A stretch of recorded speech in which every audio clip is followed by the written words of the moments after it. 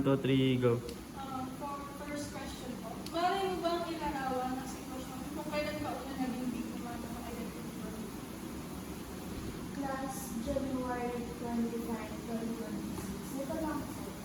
Kumbaga parang masasabi mo lang tubig-tubig siya, kaya maniniwala ka agad.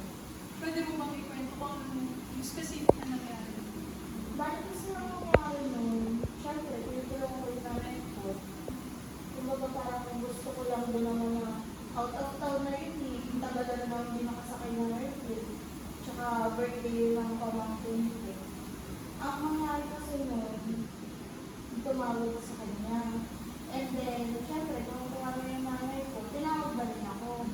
And then, ang sabi sa akin, mag-download po kayo. Pero, ang sabi niya, huwag po sa iOS, gamitin ko is Android. Doon ka lang, makakapagma.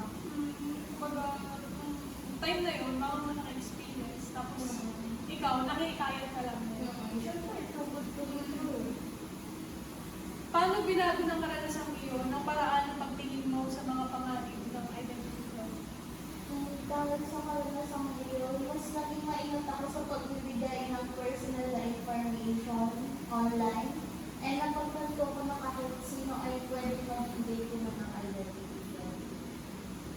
Ano ang tinuturing mong mga babala or senyales? Ano ang mga tinuturing mong senyales o red flags pagdating sa identity fraud?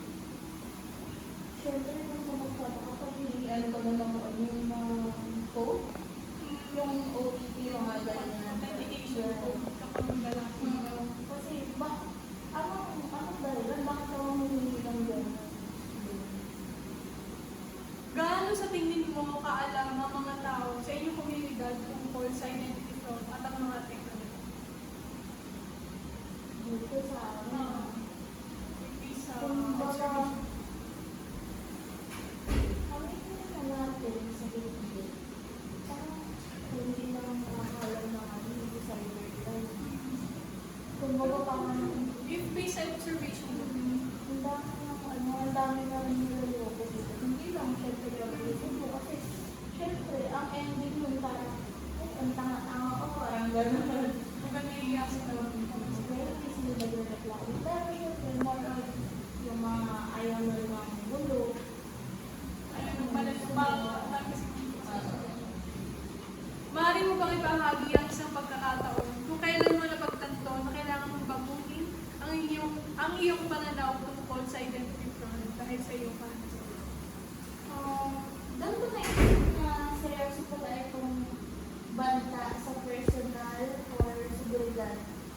Lalo na yung kailangan sa baguhin yung pananaw ko tungkol sa identity fraud na ako mismo sinarmasan ko yun.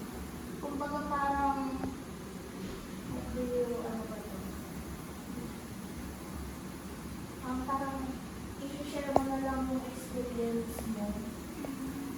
Kumbaga parang hindi na rin sila matulad sa